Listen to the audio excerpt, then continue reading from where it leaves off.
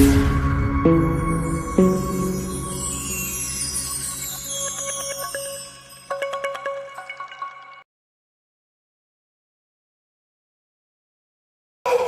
vamos a continuar con este tema que el Señor puso en el corazón de nuestro pastor, porque la verdad que el Señor nos viene hablando mucho y en algunas ocasiones muy fuerte. Y cuando el Señor habla fuerte es porque nos habla en forma contundente, en forma clara, y de esa manera donde no tenemos excusa, donde no tenemos vuelta, ¿no? Cuando recuerdan ustedes, yo sé que a algunos les va a costar un poco más, por obvias razones, pero ¿se acuerdan ustedes cuando eran chicos? Cuando nuestros padres nos enganchaban en alguna falla, la realidad es que queríamos hacer un agujero en el piso y escondernos porque, ¿qué le íbamos a decir? ¿Qué excusa teníamos? Ninguna, nos portábamos mal y lo sabíamos. Y bueno, muchas veces el Señor también nos habla de esa manera, ¿no? Eso es amor, pero también es Dios de justicia y de rectitud, y sobre todas las cosas santo. Y la santidad requiere un nivel de vida o un nivel de compromiso con Dios que es necesario asumirlo. Muchas veces el hecho de saber que somos hijos de Dios parece como que soy hijo de Dios, Dios me ama, y sin embargo Dios quiere algo más de nosotros. Volviendo al tema, siguiendo con este tema de la llenura del Espíritu Santo, de cómo recibimos el Espíritu Santo, hoy vamos a ver algo que también vimos en una oportunidad, Efesios capítulo 5, pero esta vez lo vamos a ver en otro texto del apóstol Pablo. Vamos a poner ya la primera placa. Fíjense, ¿no? Durante todo este periodo, durante todo este tiempo que venimos tanto los jueves como los domingos hablando de la llenura, específicamente los domingos hablando del fruto y también de los dones. Pero el fruto y los dones son la respuesta, son valga la redundancia, el fruto de tener una vida llena de Espíritu. Los frutos no vienen solos, el fruto no viene solo. No es que el fruto necesita tierra, necesita una planta primero para crecer y la planta para crecer necesita tierra, ¿no? Para que el fruto del Espíritu Santo se haga evidente en nuestra vida, fundamentalmente en nuestra vida, debe haber un terreno fértil en nosotros. Ese terreno fértil es la llenura del Espíritu Santo. No podemos tener fruto si no estamos llenos del Espíritu Santo. Y durante todo este periodo estuvimos viendo primero con Lucas, ¿no? ¿De qué manera lo recibimos? Ahora ustedes vimos que el Espíritu Santo se recibe, que en algunos casos cae el Espíritu, que en otros casos la palabra también dice que somos inundados, somos saturados, somos bautizados. ¿En dónde recibimos la llenura? Lucas, a través de su libro en Hechos, nos dijo que se recibió en Samaria, que lo recibieron los gentiles, que lo recibieron los apóstoles en Jerusalén, que lo recibieron, o sea, lugar no es lo importante, porque la llenura del Espíritu Santo se recibe en todos lados. ¿De qué manera se recibe? No importa tampoco cómo, la realidad es que nosotros lo recibimos. Ahora, este es el inicio, y muchas veces nosotros inconscientemente nos quedamos con esa idea de que cuando uno recibe el Espíritu Santo ya está. Hemos llegado al clímax, hemos llegado a lo máximo, hemos llegado a lo más alto y ahí se terminó la historia. Cuando en realidad ahí comienza la historia. Ahí comienza la vida que Dios quiere que nosotros vivamos. Y ahí ustedes pueden ver, dice, ¿no, verdad? Lucas nos muestra el evento y Pablo nos muestra el proceso. Y el proceso es toda nuestra vida. Yo, por ejemplo, recuerdo cuando acepté al Señor, en diciembre de 1982 que acepté al Señor. Obviamente muchas cosas han pasado en mi vida desde ese momento. Y yo realmente, si hago una mirada hacia atrás, no creo que sea esa misma persona de aquel momento cuando recibió el Señor.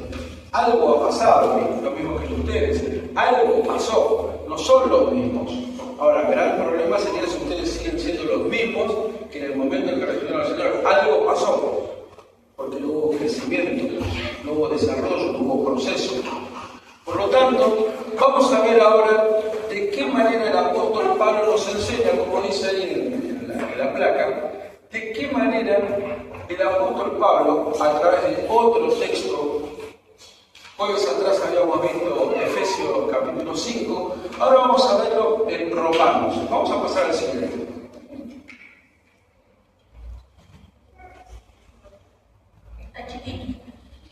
Lo que pasa es que yo lo hice de una manera y ahora está de otra y por eso me confundí. Pero no importa, está buenísimo así. Vamos a poner un poco en contexto ahora el capítulo 8 de Romanos. Lamentablemente, ya quedó en el tiempo bastante atrás cuando estudiamos el libro de Romanos. El libro de Romanos es un libro realmente, como todos los libros de la Biblia, realmente fascinante, hermoso, profundo. Y en este capítulo 8, precisamente de Romanos, vienen algunas características muy especiales que lo hacen un capítulo realmente tremendo. Para empezar, el capítulo 8 está después del capítulo 7, muy bien. Y el capítulo 7 es uno de los pasajes más dramáticos de la Biblia. ¿Por qué? Porque en ese capítulo 7 de Romanos es donde está la muy renombrada declaración de Pablo cuando dice: miserable de mí. Ahí en el capítulo 7 es donde dice: miserable de mí. Y hace todo un detalle durante todo este capítulo de la lucha interna que tenemos todos los cristianos. El de querer hacer algo, pero hacer todo lo contrario. Por ejemplo, dice el versículo 15 del capítulo 7, no lo busque, dice: porque lo que hago no lo entiendo, pues no hago lo que quiero, sino lo que aborrezco, eso hago. Hago lo que odio, lo que detesto, lo que no quiero hacer, eso hago. Yo quiero hacer otra cosa, pero hago esto. ¿No les pasó a ustedes eso? Pensar una cosa y hacer otra totalmente distinta, pero totalmente distinta. Y a veces incluso tenemos buenos pensamientos y hacemos lo malo. El capítulo 24 dice: miserable de mí. ¿Saben lo que significa miserable de mí? ¿Quién me va a ayudar? Soy desafortunado, me da pena, me da vergüenza, me da tristeza mi vida. ¿Quién me librará de este cuerpo de muerte? O sea, el apóstol Pablo está diciendo: estoy condenado, estoy derrotado, soy un fracasado, estoy mal. Pero sin embargo, lo que vamos a ver son 8 o 9 versículos del capítulo 8. Fíjense el cambio de enfoque ya que hay en el capítulo 8. Eso sí les voy a pedir que lo busquen en sus Biblias y lo lean junto conmigo, porque una cosa es verlo ahí y otra cosa es cuando ustedes lo pueden ver en su Biblia.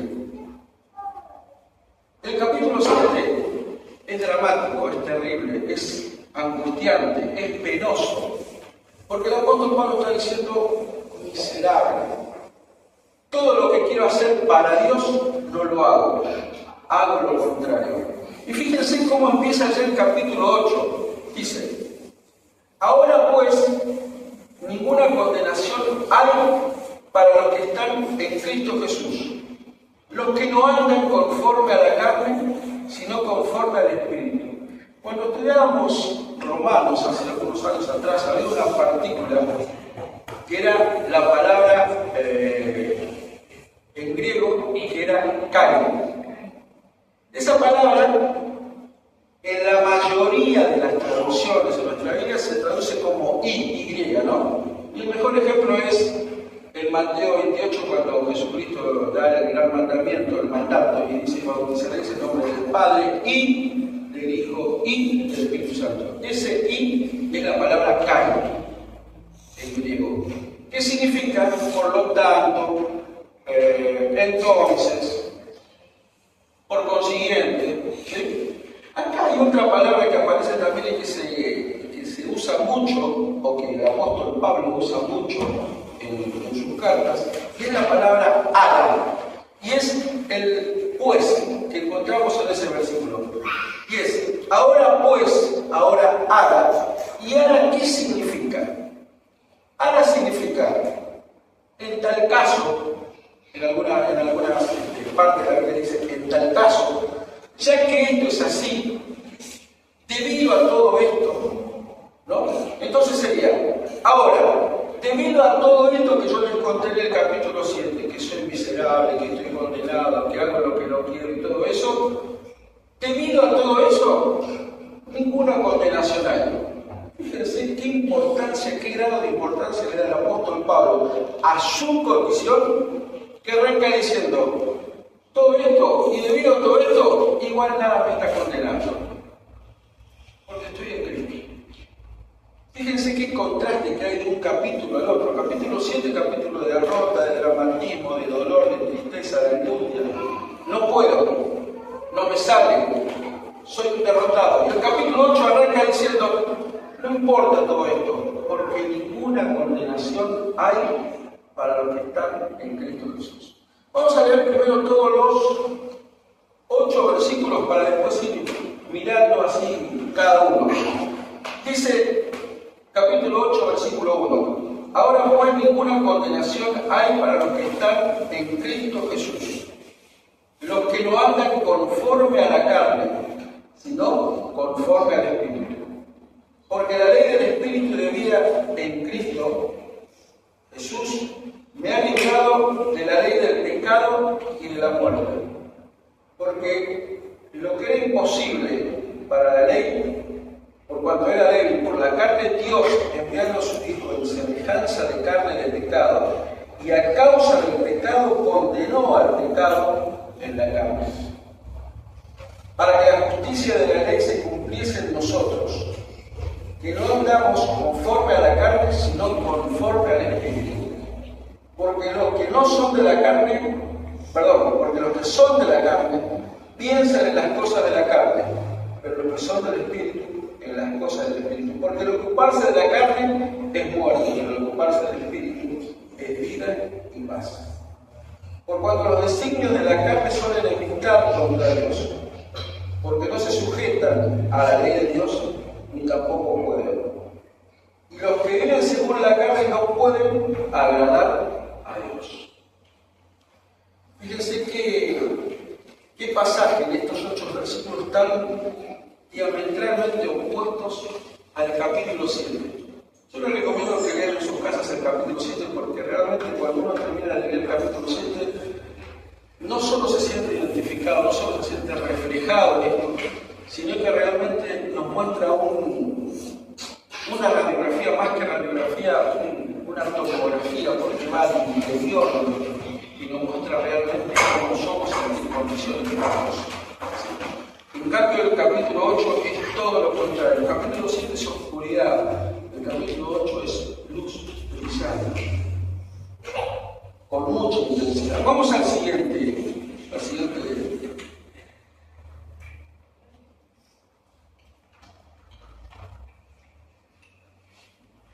Bueno, ahí dice, solo en este capítulo, 21 veces aparece la palabra Espíritu. Y en todos Romanos aparece 29 veces. Fíjense lo potente de este capítulo.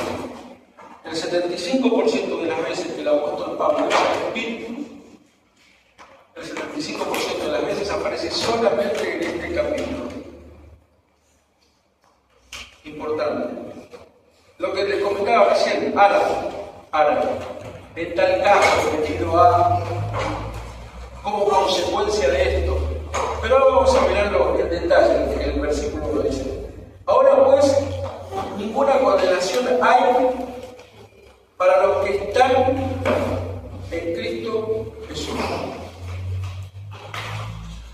Los que no andan conforme a la carne, sino conforme al Espíritu.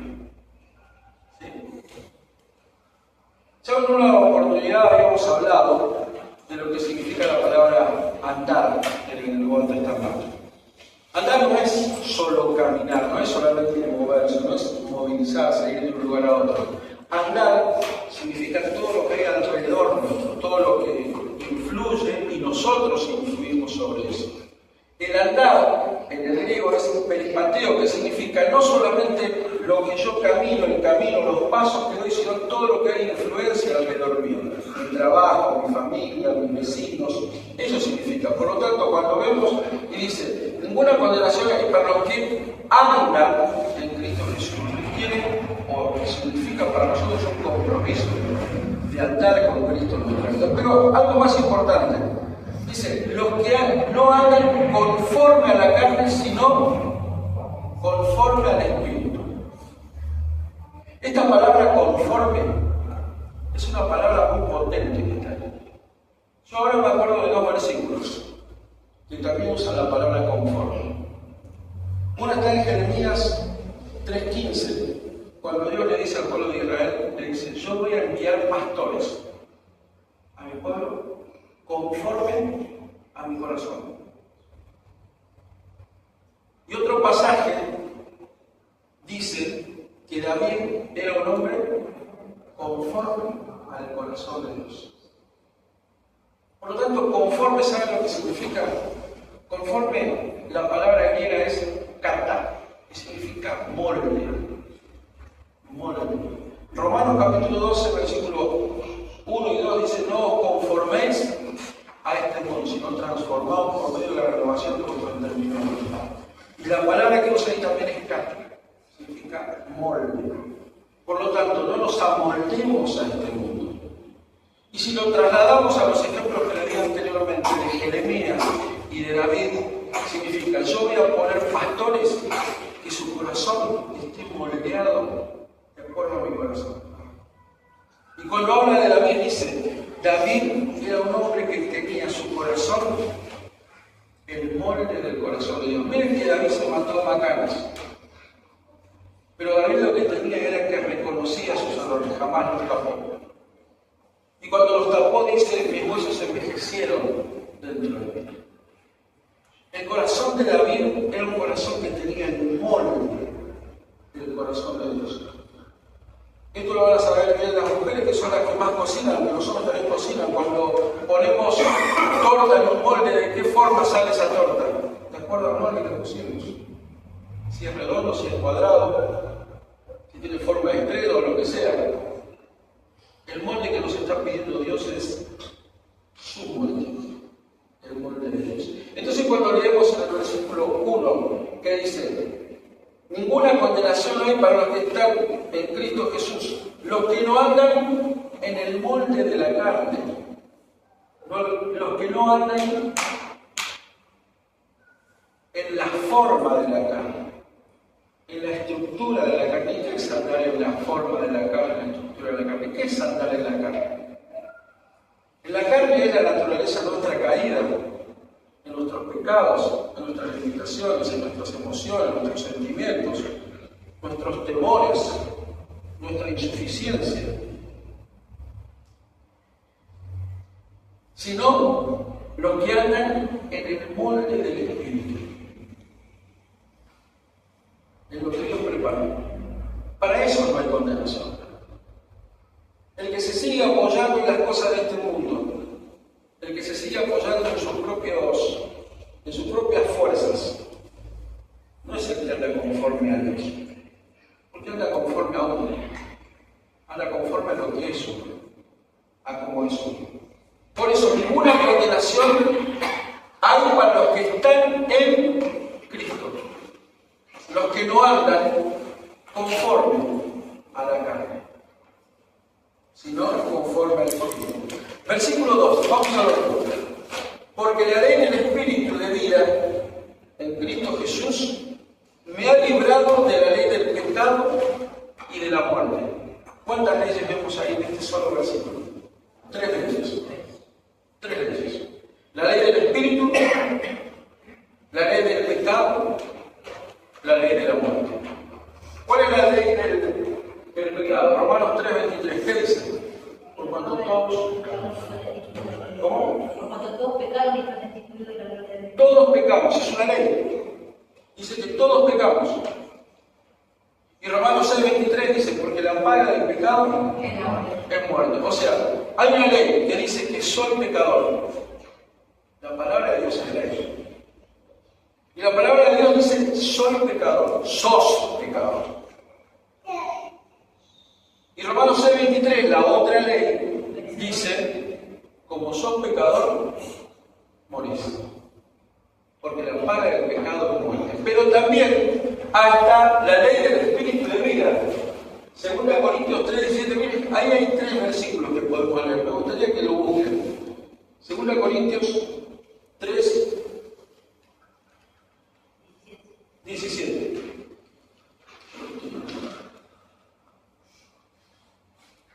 Y también Juan 6:63 y Romanos 6:23. No, Romanos 6:23. ¿Lo controlo o no? ¿Alguien lo controla? Porque el Señor es el Espíritu, y donde está el Espíritu del Señor, allí hay libertad. Hay libertad, por lo tanto ya el Espíritu del Señor dice que es libertad, ya no estoy condenado. Ya el Señor me libró de la ley del pecado y de la muerte. Y el otro que aparece es Juan 6:63.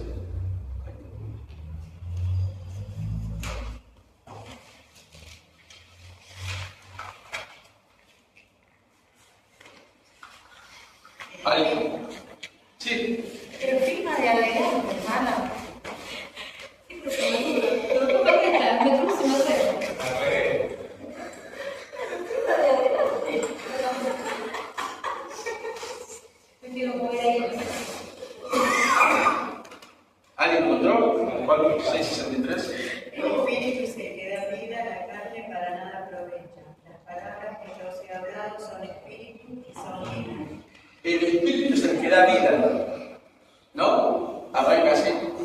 Bien, esa es la ley del Espíritu, porque fíjense, la ley del pecado dice que soy pecador. La otra ley de la muerte dice que como soy pecador, me corresponde la muerte, es lo que me corresponde. Y Juan 6:63 más claramente dice, pero la ley, como decía Vivi, El espíritu es el que da vida. el Espíritu es el que da vida. O sea, 2 leyes que son condenatorias y una ley que me da vida y me da libertad. ¿Sí? 2 leyes que me condenan y la ley del Espíritu, que es más fuerte, que es más poderosa, que es más potente que la ley del pecado y de la muerte, la ley del Espíritu. ¿Sí? Ahora, la ley del Espíritu, que me da vida, no implica, y esto es importante, no significa que dejó de pecar. Significa que me libró del poder del pecado y de la muerte. Y esto se entienda bien, porque es erróneo pensar que la ley del Espíritu a mí me hace santo en el sentido de que ya no cometo más pecados. Lamentablemente, como siempre hablamos, el pecado es una triste realidad de nuestra vida. Y el Señor así lo permitió para que nosotros lo escuchemos. Pero también es verdad que la ley del Espíritu es más poderosa que estas 2 leyes. ¿Sí? Es una fuerza superior, digamos, a la ley del pecado y de la muerte. Vamos al siguiente, versículo 3. A otra cosa importante, fíjese, antes de pasar, fíjese que el versículo 2 dice, porque la ley del Espíritu de vida en Cristo Jesús me ha librado. No dice que me da fuerza para ir librándome de a poco, sino dice, ya me ha librado. Es decir, el poder del pecado y de la muerte ya no tiene poder sobre mí. Ya no hay manera de que pueda ganarme, sino que ya me libró, ya me soltó de esa condición. Y ahora vamos al otro. Versículo 3. Y el 4 también, ¿no? ¿Está ahí? Sí. Porque lo que era imposible para la ley por cuanto era débil por la carne, Dios, enviando a su Hijo en semejanza de carne de pecado, y a causa del pecado condenó al pecado en la carne, para que la justicia de la ley se cumpliese en nosotros, que no andamos conforme a la carne, sino conforme al Espíritu. Y ahí puse en la parte negra, si leyéramos esto al revés, si empezamos en la parte final del versículo 4 y vamos yendo, fíjense lo que dice. Andamos conforme al Espíritu, ¿por qué? Porque la justicia de Dios se cumplió en nosotros. Delante de los ojos de Dios, ¿nosotros qué somos? Justos. Pero esto es por medio de Jesucristo, no por medio de nosotros. Por lo tanto, andamos conforme en el molde del Espíritu porque la justicia de Dios se cumplió en nosotros. Ahora, ¿por qué se cumplió la justicia de Dios en nosotros? Porque el pecado en la carne fue condenado. Y ahora, ¿por qué el pecado en la carne fue condenado? Porque Dios envió a su Hijo en semejanza de carne del pecado. ¿Sí? Dios envió a su Hijo en semejanza de carne del pecado. ¿Por qué? Porque la ley era imposible de cumplir. ¿Se entiende ahora los dos versículos? Si bien era entendible, pero queda más claro cuando lo leemos así. Andamos conforme al Espíritu. ¿Por qué?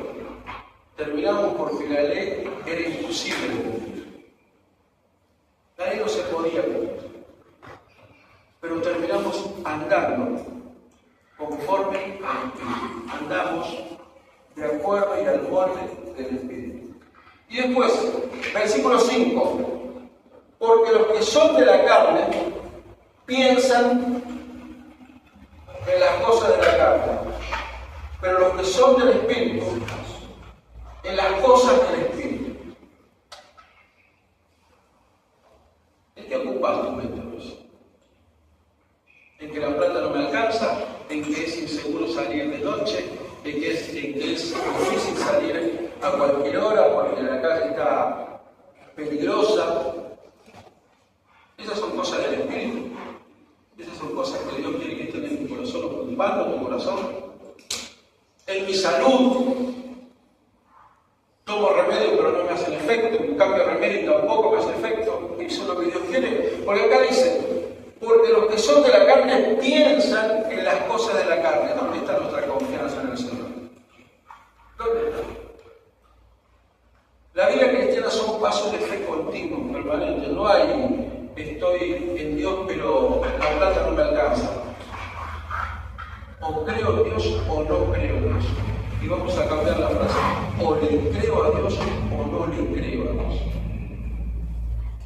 El Señor dijo que va a estar conmigo todos los días hasta el fin del mundo. ¿Le creo o no le creo? ¿Le creo o no le creo? Porque si no le creo, en mi corazón se está dando una idea que es Dios me está mintiendo, porque no está conmigo. La plata no me alcanza, estoy muy enfermo, me da miedo salir a la calle, porque tengo miedo que me roben. ¿Le creo o no le creo? Versículo 6 dice, porque el ocuparse de la carne es muerte, pero el ocuparse del Espíritu es vida y paz. Porque el ocuparse de la carne, ¿qué es? No dice será, no. No dice me parece que podríamos ir. El ocuparse de la carne es ¿cuándo? Ahora. Ya. En este momento. Y ya en este momento significa que en este momento, si mi preocupación es más grande, en mi cabeza y en mi corazón, si mi preocupación es más grande que mi fe en Dios, mi vida se está muriendo. Es lo que dice la Biblia.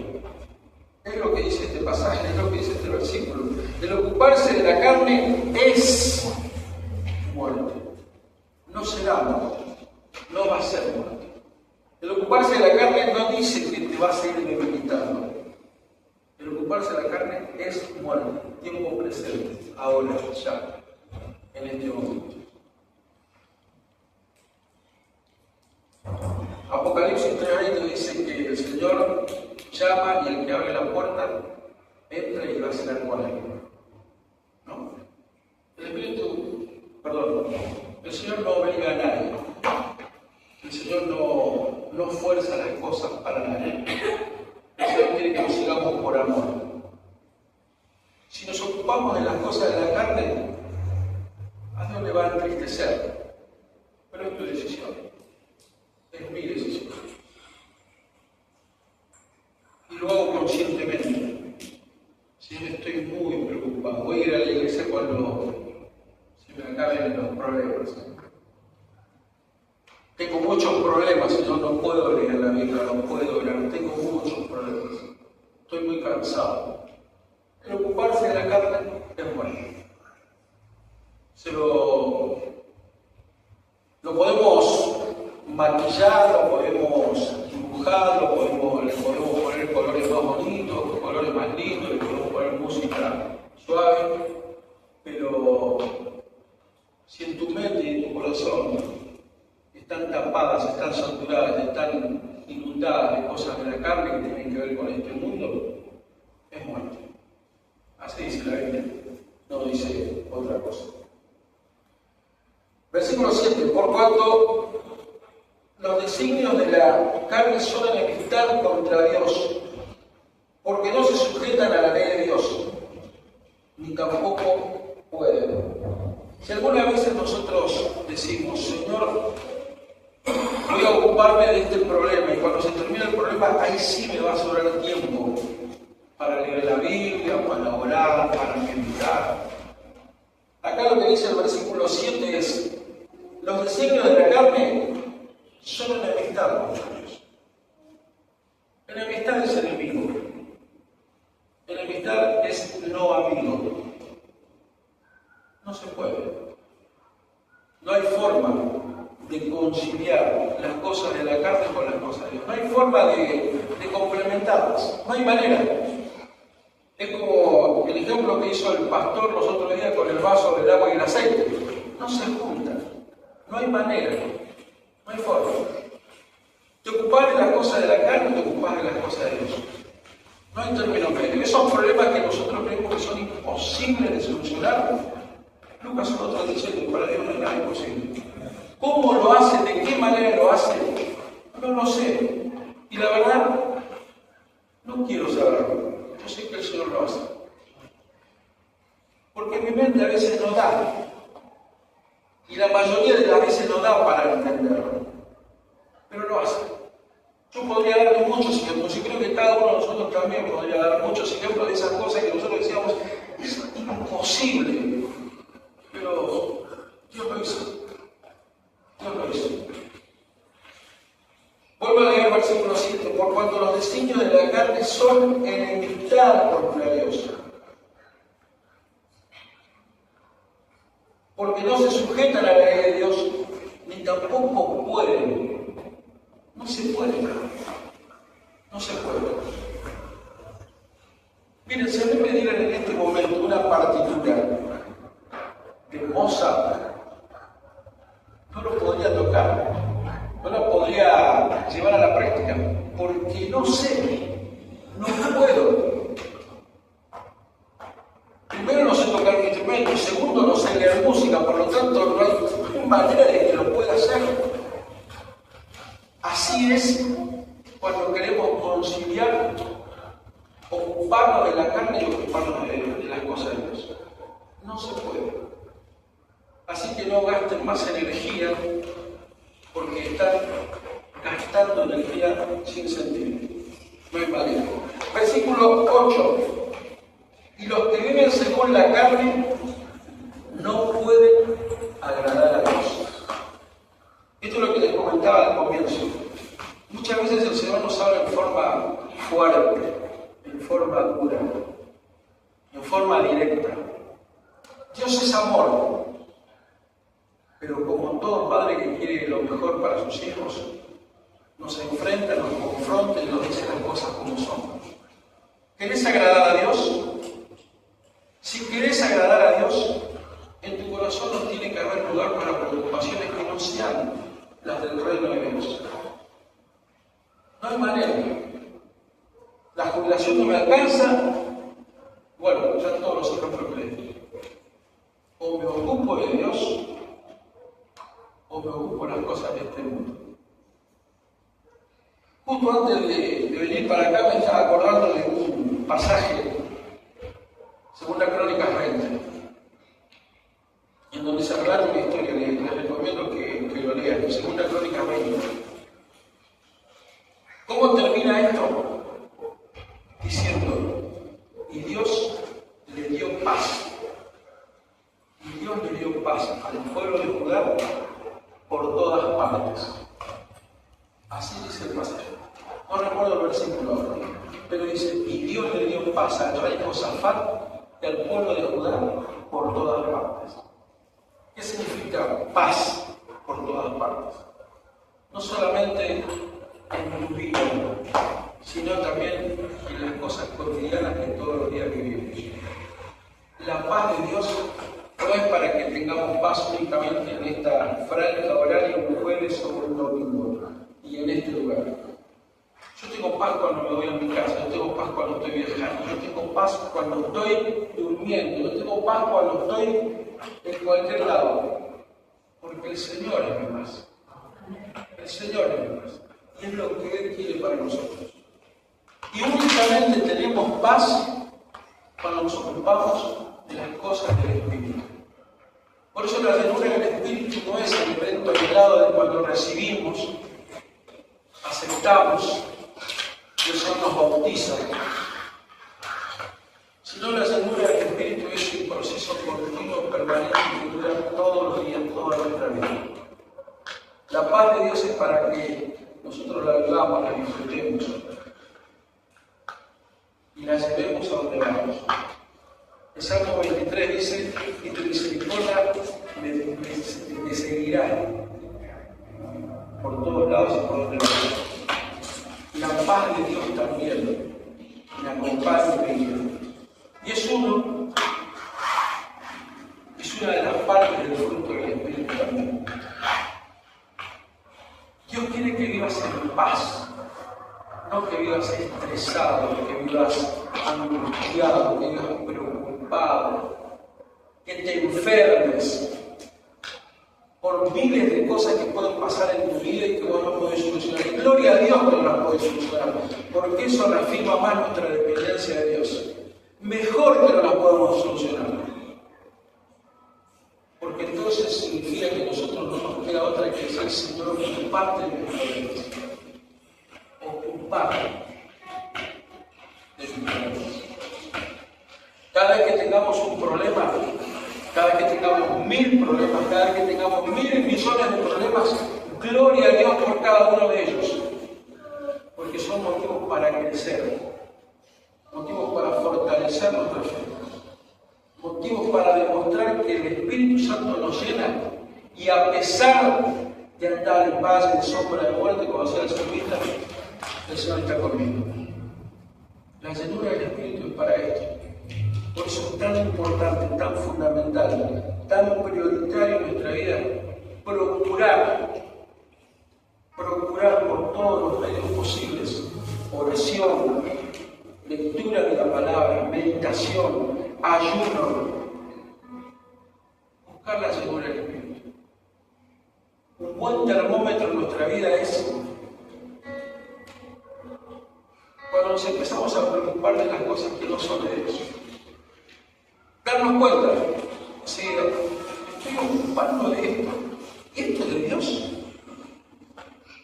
Ese es un termómetro para darte cuenta en qué nivel está tu llenura. ¿Se acuerdan que habíamos visto hace unos jueves atrás nivel frío, nivel tibio, nivel caliente?